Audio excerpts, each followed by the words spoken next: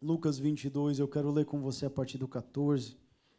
Nós vamos ler uma boa parte deste capítulo.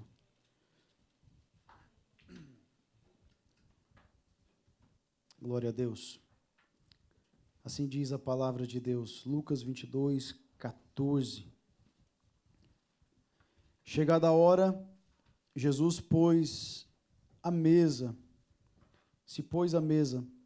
e os discípulos estavam com ele. Então Jesus lhes disse: tenho desejado ansiosamente comer esta Páscoa com vocês, antes do meu sofrimento. Pois eu lhes digo que nunca mais comerei, até que ela se cumpra no reino de Deus. E pegando um cálice, depois de ter dado graças, disse: peguem e repartam entre vocês, pois eu digo a vocês que de agora em diante não mais beberei do fruto da videira, até que venha o reino de Deus. E pegando um pão, tendo dado graças, o partiu e lhes deu, dizendo: isso é o meu corpo que é dado por vocês, façam isso em memória de mim. Do mesmo modo, depois da ceia, pegou o cálice, dizendo: este cálice é a nova aliança no meu sangue, derramado por vocês. Mas eis que a mão do traidor está comigo à mesa, pois o Filho do Homem vai segundo o que está determinado, mas ai daquele por quem ele está sendo traído. Então começaram a perguntar entre si qual deles seria o que estava para fazer isso. Houve também entre eles uma discussão sobre qual deles parecia ser o maior. Mas Jesus lhes disse: os reis dos povos dominam sobre eles, e os que exercem autoridade são chamados de benfeitores. Mas vocês não são assim. Pelo contrário, o maior entre vocês seja como o menor, e aquele que dirige seja como o que serve. Pois qual é maior, aquele que está à mesa ou aquele que serve? Não é verdade que é o que está à mesa? Pois no meio de vocês eu sou como quem serve. Vocês são os que têm permanecido comigo nas minhas tentações, e eu confio a vocês um reino, assim como meu Pai confiou a mim, para que comam e bebam a minha mesa no meu reino, e vocês se assentarão em tronos para julgar as 12 tribos de Israel. Simão, Simão, eis que Satanás pediu para peneirar vocês como trigo. Eu, porém, orei por você, para que a sua fé não desfaleça. E você, quando voltar para mim, fortaleça os meus irmãos. Porém Pedro respondeu: estou pronto para ir com o Senhor, tanto para a prisão como para a morte. Mas Jesus lhe disse: eu lhe digo, Pedro, que hoje, antes que o galo cante, você negará 3 vezes que me conhece. Amém. Se assente, por favor. Hey, Jesus. Deus é maravilhoso, amém? Você está feliz? Você está alegre? Amém? Só algumas pessoas? Você já cumprimentou quem está do seu lado? Já? Já falou para ele, você chegou aqui com cara amassada, mas já está melhorando? Você chegou com cara de sono, mas já está mais bonitinho? Você já falou para ele? Você não tem coragem de olhar, né? Só a Ju está falando para o Adriel. Glória a Deus, é tão bom estarmos aqui, né, irmãos? Nós estamos vivendo tempos preciosos. Deus tem nos presenteado. Essas últimas semanas têm sido, na verdade, esses últimos meses, né, têm sido extraordinários. E eu sinto que nós sempre falamos isso, mas é porque isso sempre se torna verdade, que Deus tem nos esticado, né? Deus tem nos ajustado, nos alinhado. Nós falamos isso há 3 anos, gente, mas é porque nós vivemos isso há 3 anos. Deus tem nos alinhado, nos ajustado. E eu fui extremamente edificado. Fui curado nessas semanas. Fui curado nessas semanas, gente. Que Deus fez comigo, com a minha família, foi extraordinário. E é lindo ver como Deus tem falado no mundo todo a mesma coisa. Ele tem nos levado a entender que não há tempo para estarmos distraídos. Não há mais tempo para perder tempo. Às vezes nós perdemos tempo com coisas tão insignificantes, supérfluas, né? Coisas que nada nos acrescentam, que não nos levam para o nosso destino, para o nosso futuro, para a eternidade. E quando alguém chega de fora e fala para a gente, fala assim, olha, você está perdendo tempo com coisa que não vale a pena, parece que aquilo abre os nossos olhos. É por isso que é importante nós estarmos sempre alinhados com o que Deus está fazendo no mundo, não só na nossa igreja local. Porque quando nós olhamos o contexto do que Deus está fazendo na igreja no mundo, nós vemos que não há mais tempo para perder. E eu fui muito impactado esses últimos dias. Você foi impactado também? Amém? De verdade? Você foi impactado também? E como tudo isso tem mudado a sua vida?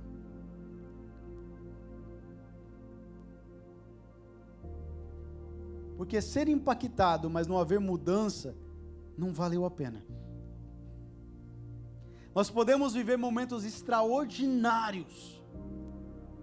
Nós podemos viver momentos de poder, momentos de muita emoção, mas se não mudar algo em nós, do que valeu a pena?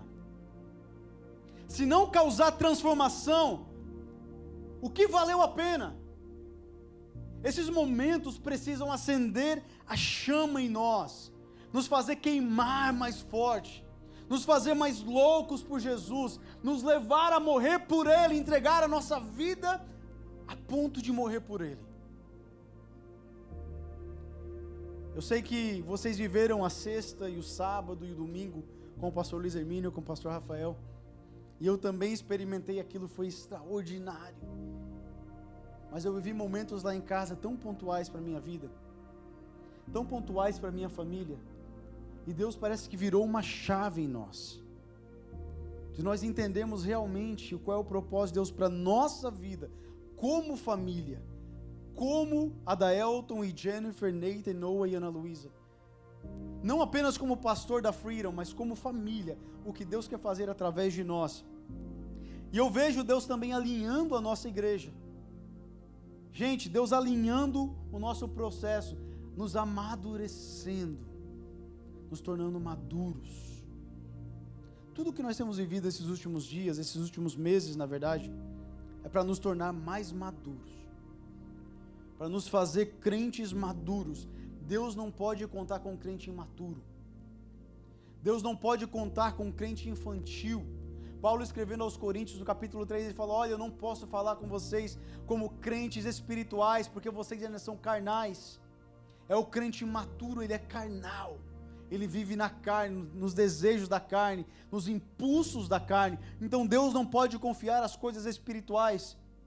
Lucas 17 fala assim, se vocês nem nas coisas injustas não são fiéis, quem vos confiará as coisas que são celestiais?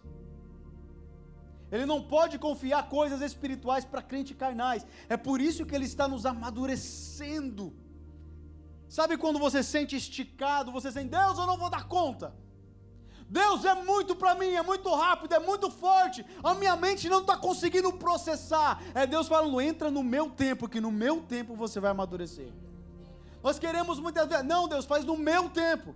Devagarzinho Deus, amadurece devagarzinho. Daqui uns 5 anos eu vou estar pronto.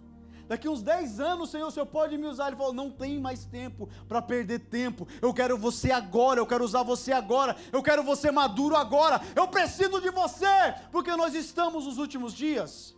Amém? Glória a Deus. Deus trouxe revelações a nós, direções. Porém, toda revelação que não muda você, não passa de informação. Oh, Jesus.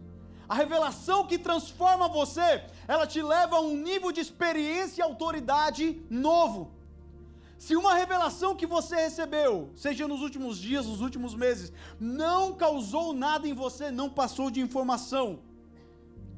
Paulo no capítulo 9 de Atos, a Bíblia fala que Paulo tinha acabado de participar do homicídio de Estevão. Ele estava respirando ameaças e morte. Ele estava a caminho de Damasco, no capítulo 9, mas ele teve um encontro com Jesus Cristo a caminho de Damasco. E aquela revelação que ele teve, deu a ele uma experiência nova, e aquele que matava em nome de Deus, começou a entregar a sua vida a ponto de morrer por Deus. A revelação muda você, a revelação transforma o seu pensamento. Deus pegou um homem que matava, disposto agora a morrer. Oh, Jesus. Será que você está entendendo isso? Tem dois aqui que estão entendendo isso. Porque nós podemos viver tudo isso, nós podemos trazer os melhores pregadores, as pessoas mais usadas, mais ungidas, mais cheias de unção, mas se não mudar algo em nós, não valeu a pena, nós gastamos dinheiro à toa. Não valeu a pena se isso não nos levar mais perto do nosso propósito. Paulo estava respirando ameaças e morte.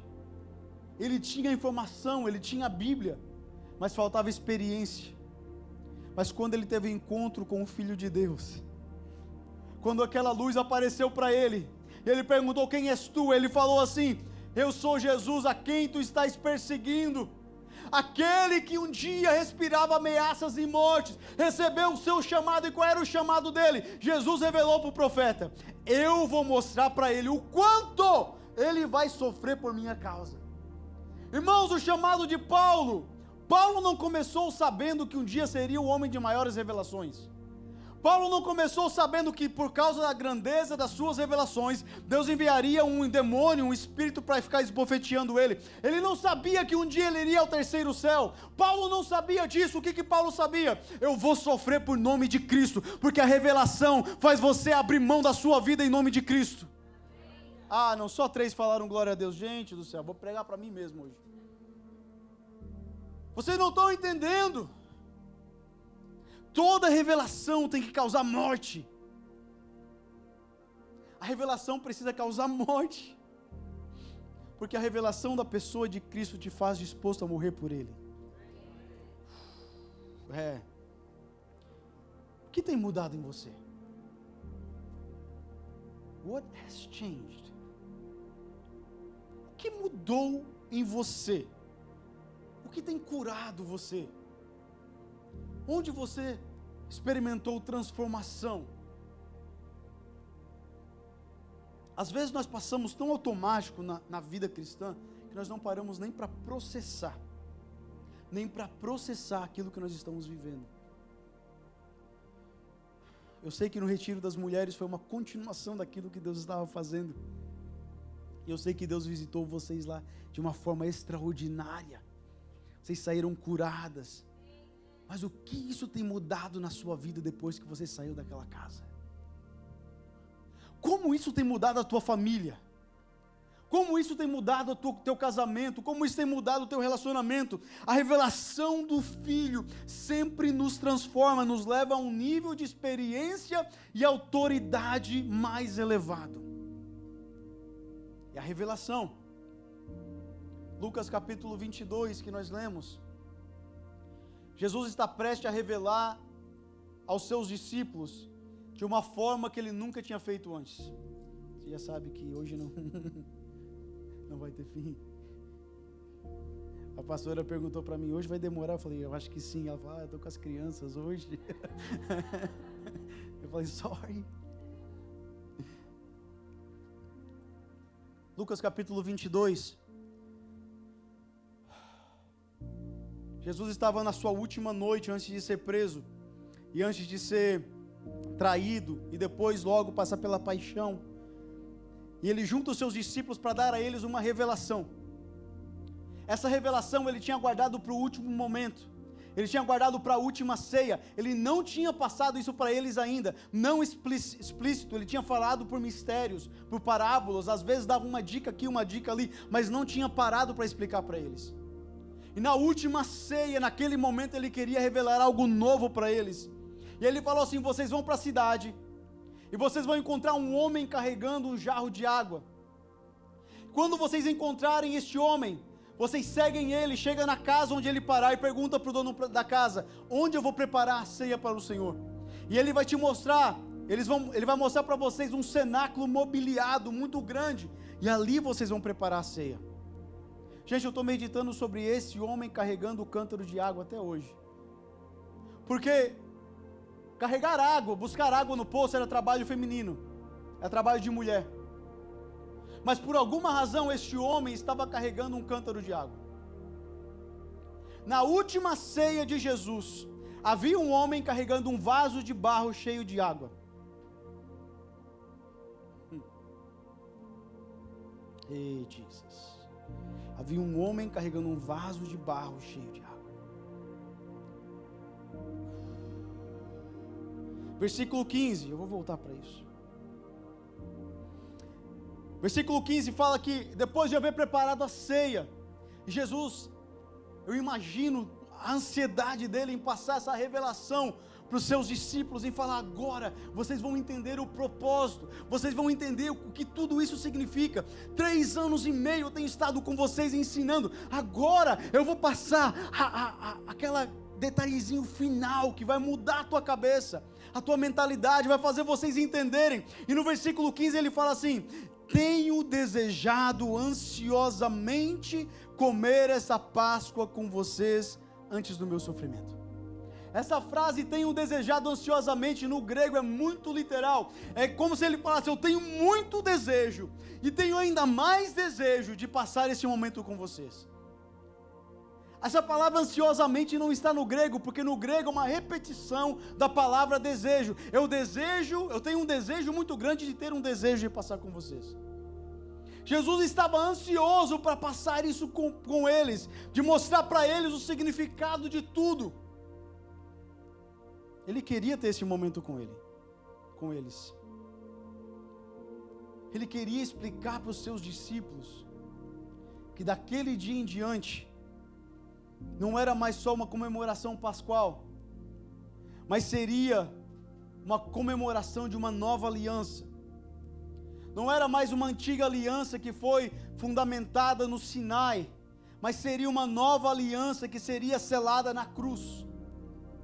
E ele queria passar isso para os seus discípulos. Eu vou dar um pouco de explicação para você entender. O jantar pascual começava com todos assentados à mesa. O cordeiro já tinha sido morto, o sangue já tinha sido derramado numa bacia. Eles pegavam então o que restou do cordeiro, preparavam ele com ervas amargas, porque, como Lucas disse, tinha que comer o cordeiro inteiro.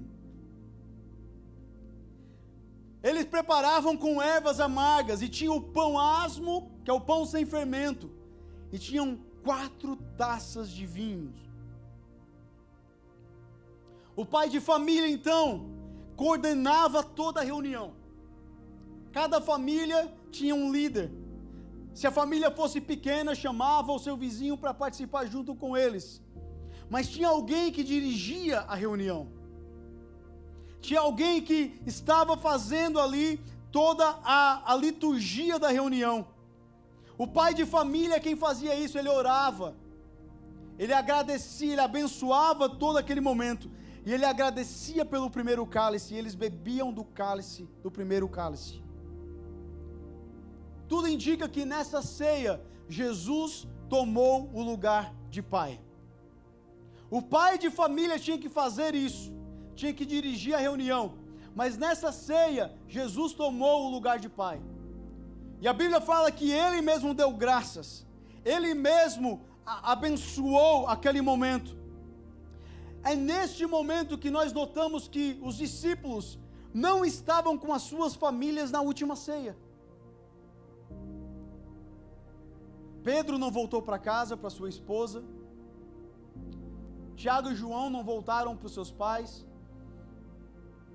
Na última ceia, eles não tinham a sua família de sangue presente, mas eles estavam com o Pai Celestial.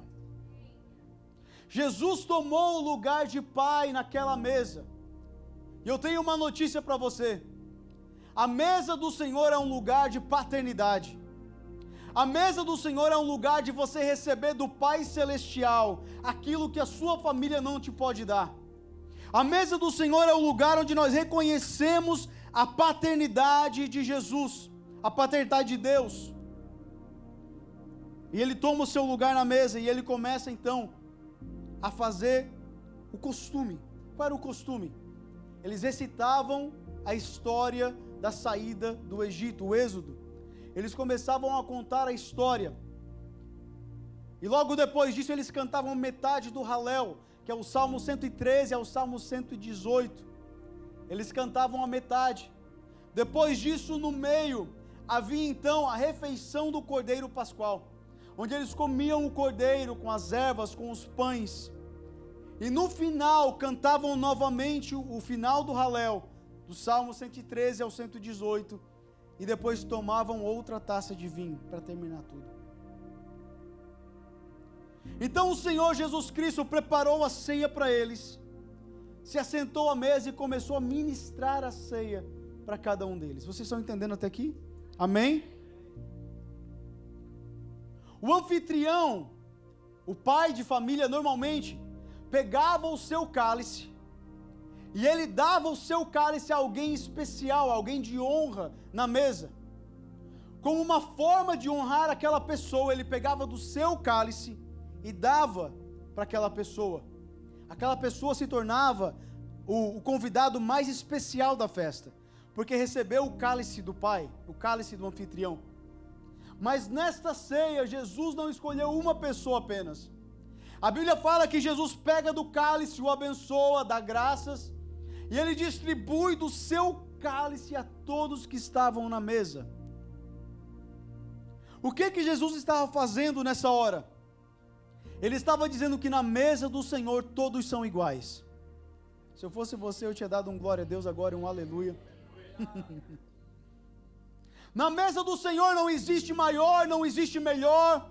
Na mesa do Senhor não existe mais importante ou mais honrado. Jesus não deu o cálice a uma pessoa, ele distribuiu do cálice para todos que estavam na mesa. Quando você se assenta à mesa do Senhor, você é igual a todo mundo, meu irmão.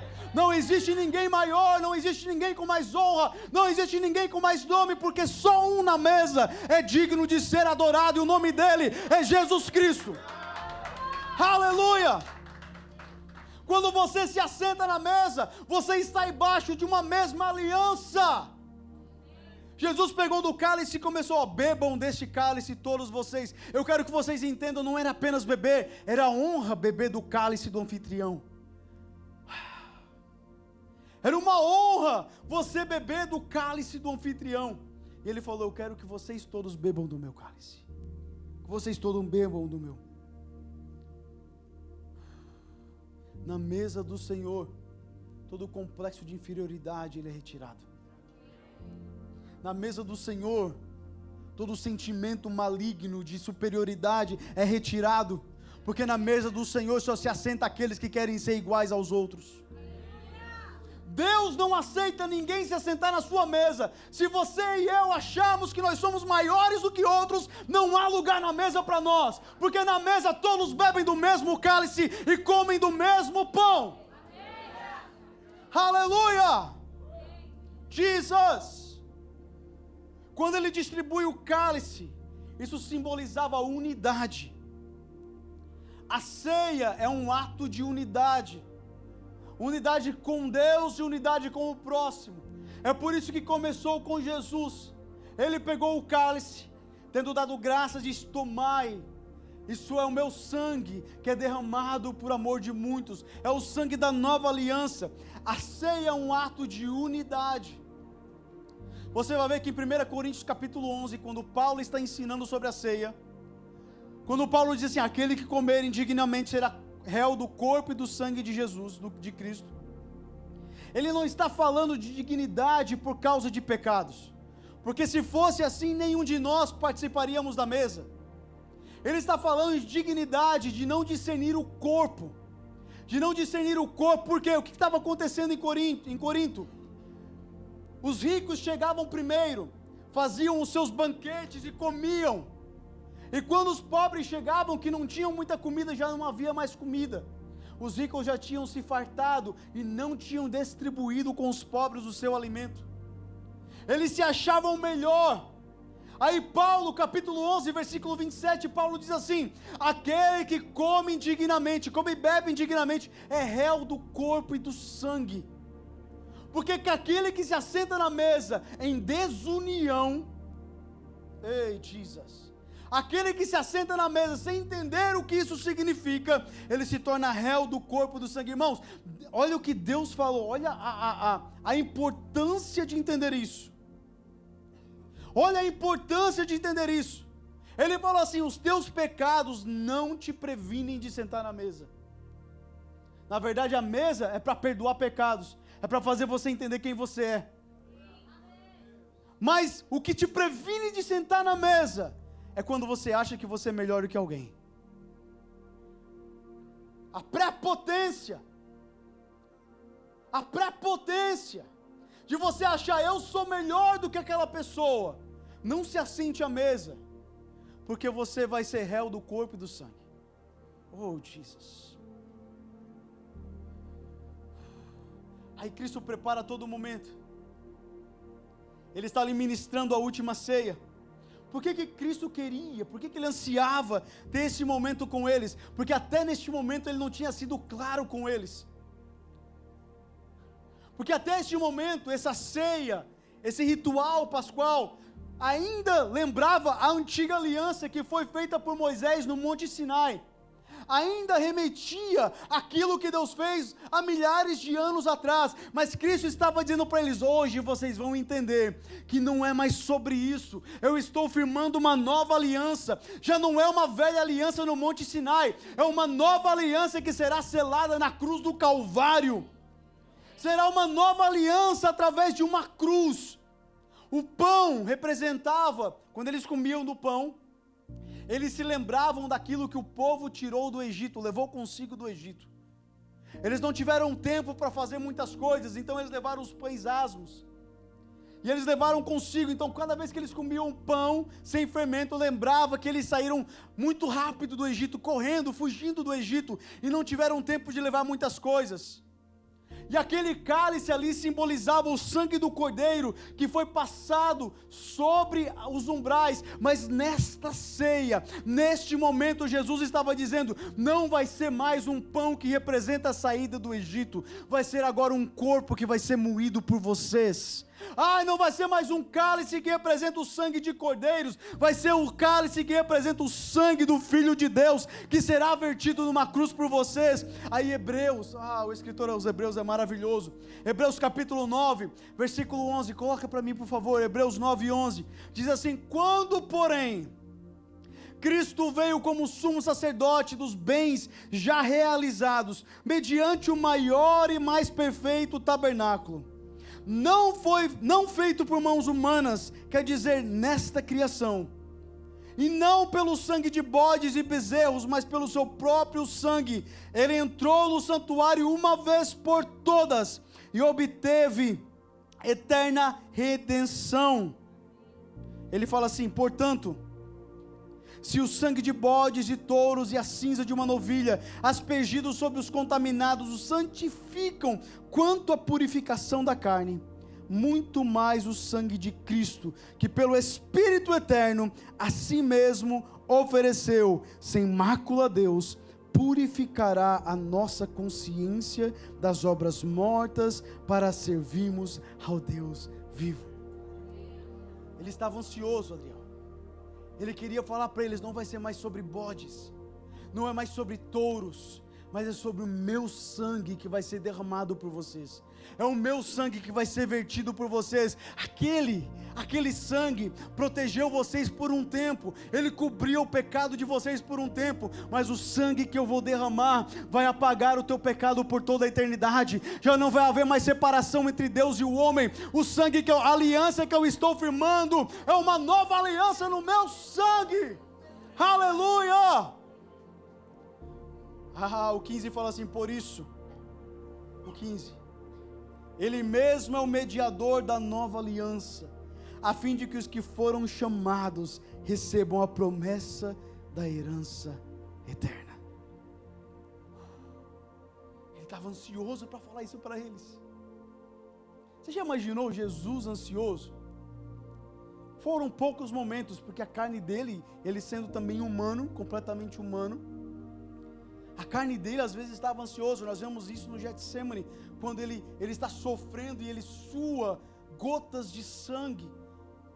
Ele estava ansioso, mas são poucos os momentos que nós vemos Jesus ansioso. E nessa hora ele estava ansioso. A Bíblia fala que ele queria transmitir isso para os discípulos.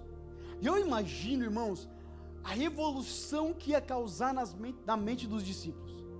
Eu imagino o que isso ia causar neles. Eles sairiam dali prontos para morrer por Jesus. Eles sairiam dali totalmente renovados, porque era cumprimento de promessa. Profeta Jeremias, nós acabamos de ler Jeremias, o nosso plano de leitura. Profeta Jeremias, capítulo 31, versículo 31, eu vou fazer uma nova aliança com vocês, só que essa aliança não vai ser mais em letras escritas numa tábua, vai ser escrita no coração. E Hebreus repete isso novamente no capítulo 10, no versículo 16, diz assim: esta é a aliança que farei com vocês, depois daqueles dias, diz o Senhor, imprimirei as minhas leis no coração deles, e as escreverei sobre a sua mente. Também dos seus pecados e das suas iniquidades jamais lembrarei. Quando eles ouviram isso, irmãos, eles começaram a entender que era a promessa de Deus que estava sendo cumprida, a promessa que Deus fez através de Jeremias, centenas de anos antes de Cristo. A promessa que Jeremias prometeu, que um dia viria uma nova aliança, não como a antiga. Eu imagino a revolução, a transformação que estava causando na mente dos discípulos.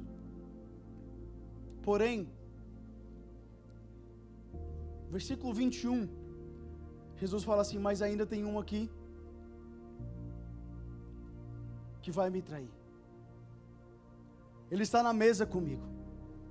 Ele estava dando talvez o seu maior discurso, a revelação da nova aliança, a revelação que não vai ser mais por bode, não vai ser mais por cabrito, não vai ser mais por ovelha, não é mais por isso, não, vai ser agora, porque eu vou morrer por vocês. E ele fala: mas eis que a mão do traidor está comigo à mesa, pois o Filho do Homem vai segundo o que está determinado, mas ai daquele por quem ele está sendo traído.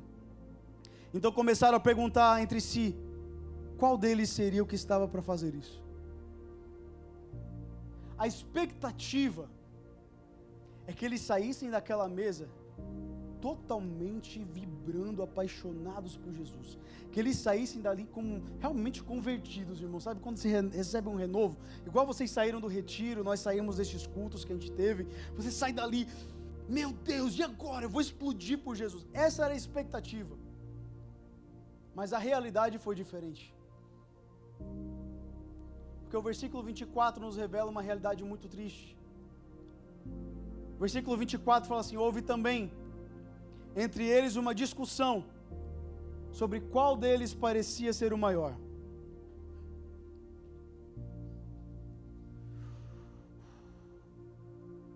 Eles saíram da mesa, Jesus falando: eu estou derramando o meu sangue, dando o meu corpo por vocês. Eu estou ansioso, eu queria passar essa mensagem para vocês entenderem, sabe? Quando eu expliquei lá nos primeiros meses sobre que o cordeiro precisava ser morto, era isso que eu estava falando. Sabe, quando eu falei que viria uma redenção, era isso que eu estava falando. Jesus estava ansioso para explicar para eles o plano da salvação. E eles saem daquela mesa debatendo: quem de nós é o maior? Quem de nós é o maior? Estavam todos atribulados mesmo. Estavam tudo desviado. Todos desviados, só pode. Eu estou falando dos apóstolos. São os apóstolos. Depois de uma revelação como essa, depois de um retiro como esse, depois de cultos como esses que nós tivemos, o debate é quem é maior, quem é melhor, quem é mais rico, quem tem mais. Esse é o debate, essa é a discussão, é falar mal do outro, é olhar para o defeito do outro e não ver a trave no meu. É isso mesmo, porque depois de toda grande revelação, o diabo nos tenta com orgulho e arrogância. Toda revelação, ela traz um orgulho, ela revela em nós orgulho e arrogância. Pastor, como assim? Paulo revela aos coríntios que, por causa da grandeza da revelação, Deus enviou para ele um mensageiro de Satanás, que ficasse esbofeteando ele, para que ele não se achasse muito, para que ele não se ensoberbecesse. Toda revelação abre uma brecha para o diabo colocar arrogância e orgulho dentro de nós. Cara, eles saíram da mesa, aquela mesa ali, eles deviam sair dali para revolucionar o mundo. Eles deviam sair dali e ir pelas ruas gritando: olha, nós entendemos. Ele está cancelando, ele está cumprindo a antiga aliança, está formando uma nova aliança. Escute, você não precisa mais sacrificar, você não, só põe a sua fé em Jesus. Era isso que devia ter acontecido. Mas eles saíram daquela mesa e houve uma discussão entre eles: quem de nós é o maior? Foi por uma revelação que o diabo entrou em Pedro.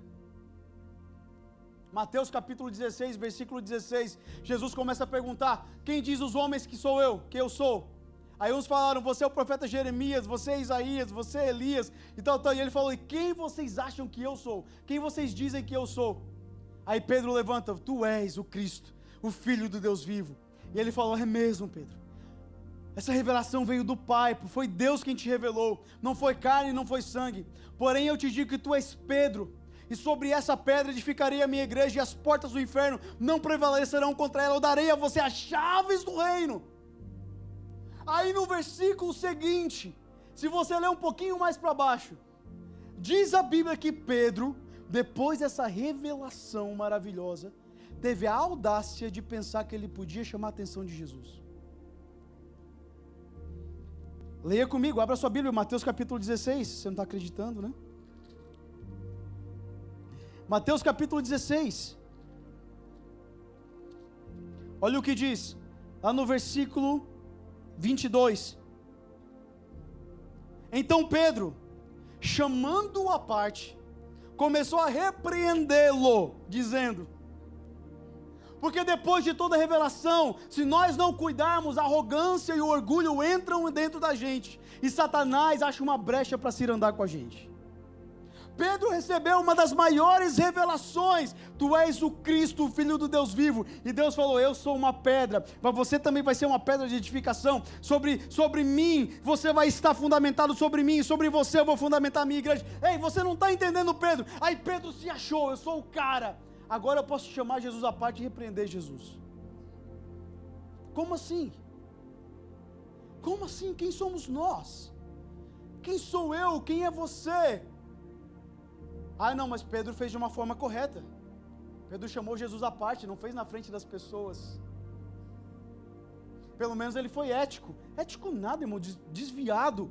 Quem é o homem que tem coragem de repreender o Deus Criador? A arrogância foi tanta, a audácia foi tanto, o orgulho foi tanto, que ele chamou Jesus e falou: Jesus, vem cá, deixa eu alinhar algumas coisas aí, o Senhor não fala isso não, isso aí não é de Deus, isso aí, eu acho que o diabo está usando o Senhor. Foi isso mais ou menos. Claro que eu estou exagerando, né, gente? Aí o que Pedro falou?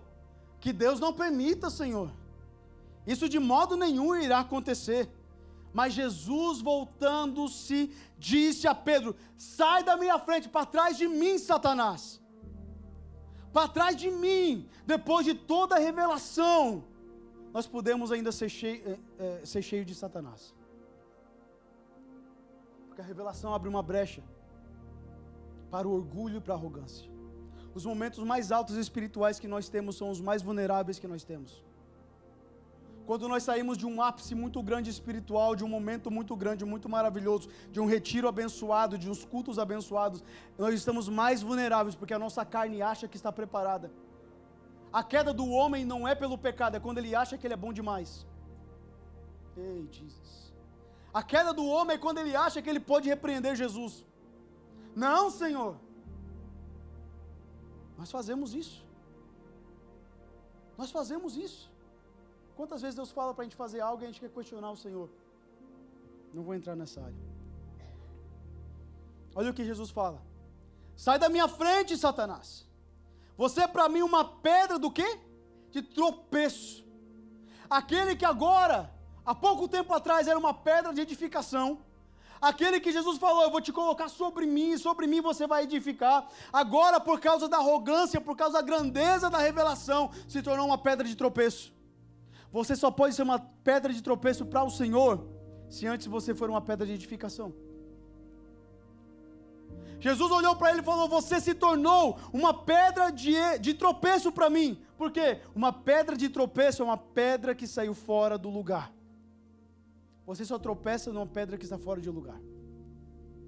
Pedro saiu fora do seu lugar. Pedro achou que ele era mais do que ele realmente era. Ele achou que ele podia, então, repreender Jesus. Eu acho interessante que Jesus não chamou Judas de pedra de tropeço. Porque Judas não foi uma pedra edificadora, nunca foi. Mas Pedro tinha sido dado autoridade. Jesus tinha capacitado ele de uma forma sobrenatural, falando: eu vou te colocar como líder da minha igreja. Só quem é edificador pode também se tornar tropeço. Aí o que Jesus fez? Ele repreende Satanás para alinhar Pedro de volta, para trazer Pedro para o propósito. Então cuidado com as revelações, cuidado com os momentos altos que nós temos. Guarde o seu coração, guarde o seu coração, guarde o seu coração, para não deixar a soberba roubar o poder da revelação. A soberba rouba o poder da revelação. A soberba rouba o poder da revelação. Quem seria Paulo se Jesus não tivesse mandado um mensageiro de Satanás para esbofetear ele?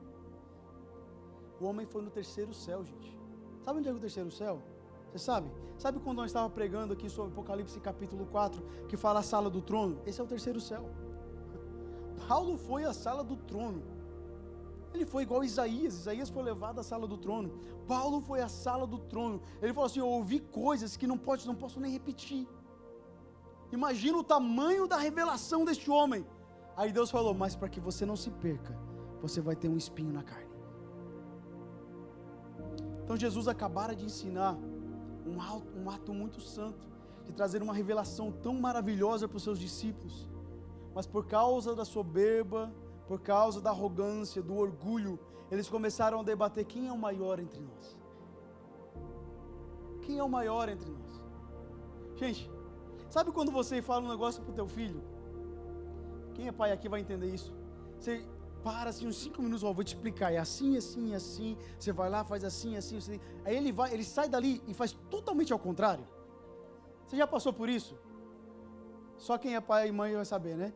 Sabe quando você para, você fala: olha, não, na verdade, deixa eu pegar um pouquinho aqui. Até no trabalho, quem é patrão aqui vai entender. Você chega pro funcionário, às vezes você explica, ó, faz assim, assim, assim, assim. Você vira as costas, quando você volta, tudo ao contrário. Eu imagino Jesus tendo esse sentimento. Ele falou: Senhor, eu vou explicar para vocês, eu estou ansioso. É algo tão profundo, eu quero explicar para vocês isso. Aí ele vira as costas e eles começam: vamos ver quem é maior entre nós? Ah, mas eu andei sobre as águas, viu? Ó, eu fui o único que saiu do barco. Eu fui o único que andei sobre... Não, mas peraí, mas lá no Getsemane eu estava contigo. Era Pedro, Tiago e João. Mas tu dormiu, Pedrão, tu dormiu primeiro, tá bom? Tu dormiu, eu sou maior. Minha mãe pediu para que quando fosse no reino eu sentasse no lado direito. João e Tiago pediram para que quando chegasse no reino, um sentasse do lado direito ou do esquerdo de Jesus Cristo. Eles começaram a debater quem era o maior. Enquanto nós ficarmos debatendo quem é melhor, quem é maior, nós não entenderemos a profundidade daquilo que aconteceu na cruz do Calvário. Você está entendendo? Às vezes nós não conseguimos entender, porque a arrogância e o orgulho cegam a nossa visão e roubam a revelação da cruz. Às vezes nós vivemos as mesmas coisas, porque nós não entendemos que não é sobre nós, é sobre o Cordeiro de Deus pendurado no madeiro. Aleluia! Glória a Deus! Você sabe por que a razão que a maioria deles fugiu? Quando Jesus foi preso? Foi porque eles não entenderam o que estava acontecendo na cruz. Porque Jesus explicou, e eles ficaram debatendo quem é o maior. Irmãos, nós vamos perder muitas coisas se a gente não colocar os nossos olhos em Jesus. Se nós não começarmos a olhar para Ele, tirar os olhos de nós mesmos. Por que nós temos essa tendência de querer ser maior? Essa tendência de querer ser melhor, essa tendência, eu posso, eu sei, eu faço. Irmão, não, Ele pode, Ele sabe, Ele faz, Ele já fez. É Ele, é para Ele, por Ele são todas as coisas. Glória, pois, a Ele eternamente, amém. É para Ele, aleluia. Você não sabe nada, eu não sei nada, nós não podemos nada. Faz assim, se eu respiro é porque Ele falou, pode respirar meu filho, pode respirar minha filha. Levantou a sua mão, é porque Ele falou, pode levantar a mão. Porque no momento que Ele falar, acabou os seus dias, nós paramos de respirar. E nenhum de nós pode fazer nada. Nada. Aí o inimigo vem, acha uma brecha. E em vez de entender o que estava acontecendo na cruz, nós ficamos debatendo quem é o maior entre nós. Hey, Jesus. E Jesus ali querendo revelar mistérios, querendo revelar coisas grandes. Mas Ele falou, se vocês nem nas coisas terrenas, nas coisas injustas vocês conseguem ser fiéis, quem vos confiará as coisas celestiais, as coisas espirituais? Aí Jesus começa e fala assim, os reis dos povos, vai para o 25 por favor, deixa eu voltar para lá, Lucas 22, 25. Jesus. Mas Jesus lhes disse, o rei dos povos dominam sobre eles, e os que exercem autoridade são chamados de benfeitores, mas vocês não são assim. Pelo contrário, o maior entre vocês seja o menor, e aquele que dirige seja como o que serve. Pois qual é maior? Aquele que está à mesa ou aquele que serve? Não é verdade que aquele que está à mesa? Olha o que Jesus está falando para eles agora. Nós acabamos de sair da mesa, gente. Nós acabamos de sair da mesa. Quem é maior? Olha a pergunta, se eles respondessem, eles estavam ralados. Quem é maior? Aquele que está sentado na mesa, igual vocês estavam, ou aquele que estava servindo, igual eu estava? Se eles falassem quem estava sentado na mesa, eles iam crer que eles eram maiores do que Jesus. Se eles falassem que era aquele que estava servindo, eles iam entender que eles estavam totalmente errados. Aí Jesus falou assim, não é maior aquele que está sentado à mesa? Pergunta. Pois no meio de vocês, eu sou como quem serve. Jesus tinha acabado de se levantar da mesa com eles. Ele falou assim, eu servi vocês na mesa agora. Eu dei o meu cálice para vocês. Eu distribuí o pão para vocês. Eu honrei vocês na mesa. E vocês estão querendo ser maiores do que eu, que sou servo de todos? Quando nós nos colocamos acima, ou queremos ser superiores a outros, nós queremos um lugar que nem o próprio Jesus teve, nem Ele mesmo quis. Filipenses diz assim, tende em vós o mesmo sentimento que houve em Cristo Jesus, que achado na forma de Deus, não teve por usurpação ser igual a Deus, antes esvaziou-se a si mesmo. Ele esvaziou-se a si mesmo e se fez em forma humana. Por que ele fala, tem de vós o mesmo sentimento? Jesus falou, eu estava servindo vocês até agora, e vocês querem ser os maiores. Vocês querem ser maiores. No meio de vocês, sou eu quem serve. Todo servo, todo discípulo, precisa ser igual ao seu mestre. Jesus falou, se eu estou servindo no meio de vocês, vocês devem também ter esse mesmo sentimento de serviço, de servir aos outros, de ajudar o próximo. Irmão, sabe o que precisa voltar para a igreja hoje? Não necessariamente para a nossa igreja, mas nós estamos incluídos no pacote. Mas precisa voltar o amor genuíno, sem segundas intenções. Sabe, de você amar a pessoa só porque Cristo ama ela. Não porque você vai conseguir algo de volta. Não porque você vai conseguir um benefício porque você ajudou. Não para que os outros vejam. Porque a Bíblia fala que tudo que a gente faz para que os outros vejam, nós já recebemos o nosso galardão. Amar as pessoas, servir as pessoas. A grandeza não está em exercer autoridade, mas está em servir com humildade. Grandeza não está em exercer autoridade, mas em servir com humildade. Jesus veio servir, Ele veio ser servo até a morte de cruz. Aí Ele vai para Simão, Essa frase que ele fala no versículo 31, indica que no meio de toda essa controvérsia estava Simão Pedro mais uma vez. Porque todos que vão ser usados por Deus vão ser tentados na área da arrogância e do orgulho. Você entendeu isso não? Amém? Vou repetir. Todos que serão usados por Deus serão tentados na área da arrogância e do orgulho. Porque quando Deus deposita algo em você, Ele vai te dar autoridade, unção, Ele vai usar você. Por isso que Ele vai deixar Satanás cirandar, ou peneirar, como nós vamos ver, peneirar, para testar onde está o teu coração.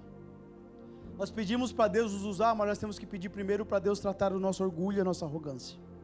Porque enquanto o nosso orgulho e a arrogância estiverem ainda falando fortemente dentro de nós, nós temos uma tendência a cair e achar que é nós mesmos. Ah, mas é porque eu prego bem. Se eu ir lá só abrir a Bíblia e pregar, vai... Não. Ah, é porque eu canto bem. Não, é porque eu sou. Irmão, nós não somos nada. Nós não somos nada. Se não for a revelação dEle, se não for o amor dEle, se não for a graça e o favor dEle, nós não somos nada. Eu posso subir aqui e ler a Bíblia e você não ser tocado, não ser transformado, e Deus não falar nada com vocês. Eu posso chegar aqui, mas pode vir uma criança aqui, enviada por Deus, e falar um versículo bíblico, e mudar a vida de alguém aqui dentro. Todos que serão usados por Deus serão tentados, provados, na área da arrogância e do orgulho. Aí ele olha para Simão e fala assim: Simão, versículo 31, eis que Satanás pediu para peneirar vocês como trigo. Eu, porém, orei por você, para que a sua fé não desfaleça. Você sabe o que estava acontecendo aqui? Pedro foi colocado no mesmo lugar que Jó foi. Houve uma conversa entre Deus e Satanás acerca de Pedro e dos discípulos, mas especificadamente Pedro.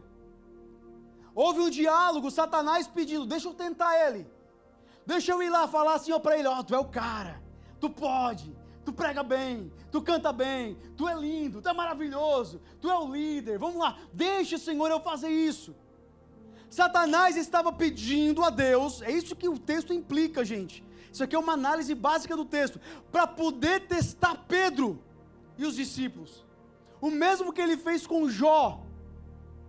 Você está entendendo isso?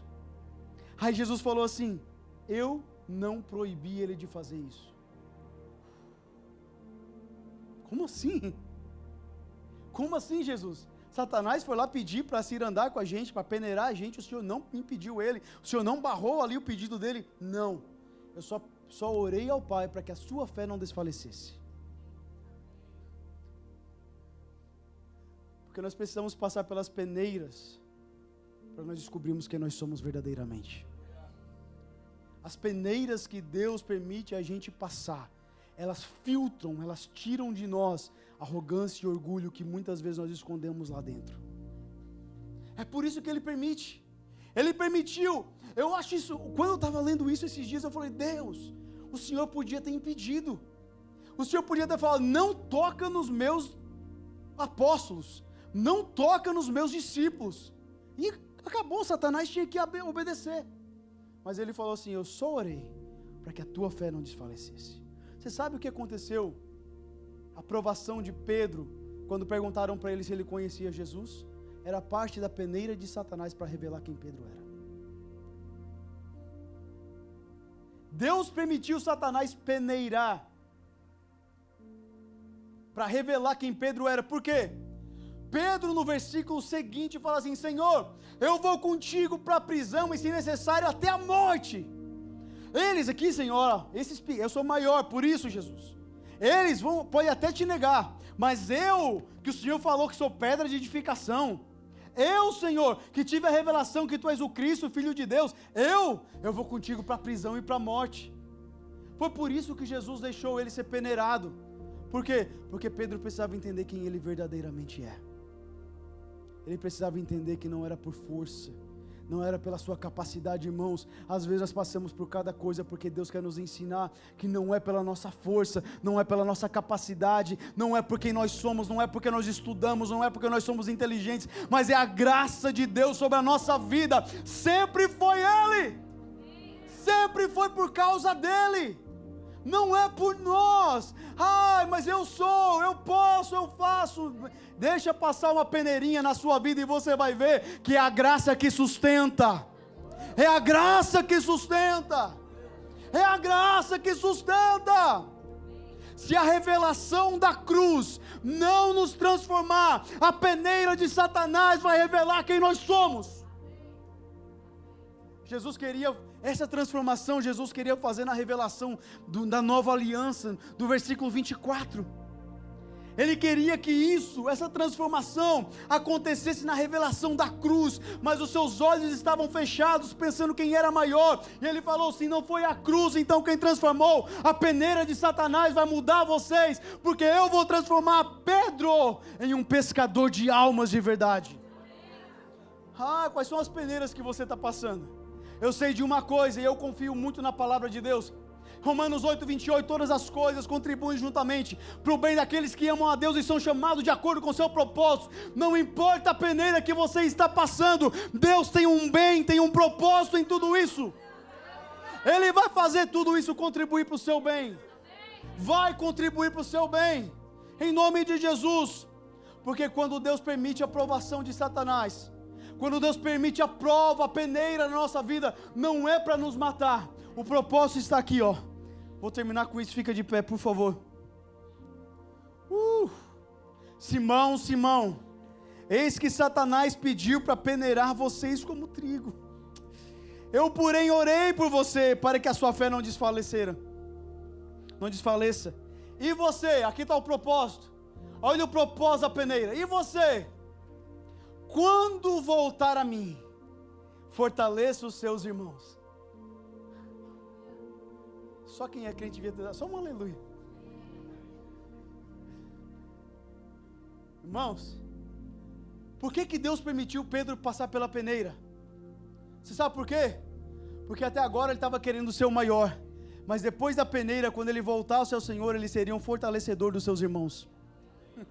Ele iria levantar: vem aqui, meu filho, está caído, vamos lá, estamos juntos nessa, vem aqui, não desiste não. Se Deus pôde me tirar desse vale da sombra da morte, eu neguei Ele 3 vezes, Ele não desistiu de mim, Ele não desiste de você também. Vem aqui, eu vou te fortalecer. Irmãos, quando você sai da peneira, você sai num novo nível de autoridade e de entendimento, porque Deus sempre faz você crescer no meio da prova. Jesus! Qual prova você está enfrentando? Qual é a peneira que você vem passando? Deixa filtrar a arrogância e o orgulho de você, porque você vai sair de lá um fortalecedor dos seus irmãos. Satanás, eu imagino a cabeça de Satanás, ele é tão tancinho. Ele achou que a peneira era para destruir os apóstolos. Ele achou que a peneira era para que eles desistissem do propósito, mas Deus usou a peneira de Satanás para fazer Pedro entender que mesmo que ele negasse Jesus 3 vezes, Jesus vinha na praia buscá-lo outra vez. Ele falou: Pedro, tu me amas? Senhor, passei por uma prova tão grande, Jesus, Satanás me pegou de jeito, mas o Senhor sabe que eu te amo. Pedro, tu me amas de verdade? Senhor, quando aquela mulher perguntou, Senhor, eu fiquei com medo, eles iriam me matar, Senhor, eu falei que eu não te conhecia, mas o Senhor sabe que eu te amo.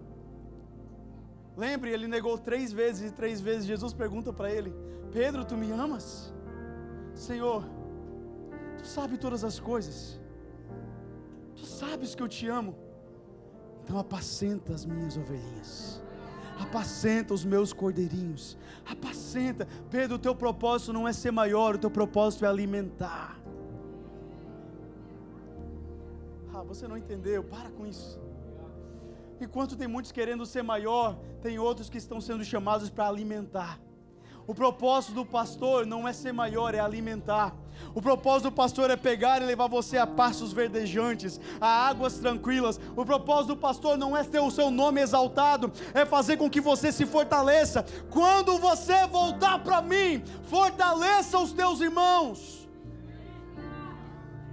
Ei, essa prova que você está enfrentando não é para te parar, não é para te matar, não é para te destruir, mas é para que você entenda quem você é, e o seu propósito em Deus não foi anulado. Ele não desistiu. Pedro, desde o seu chamado, quando ele estava no barquinho, Deus falou: eu vou te fazer um pescador de homens. Pedro negou Jesus, foi usado por Satanás. Pedro cortou a orelha de Malco. Pedro fugiu de Jesus. Pedro não estava na cruz quando Jesus estava pendurado, mas quando ele encontrou com Jesus de novo, o propósito continuava sendo o mesmo.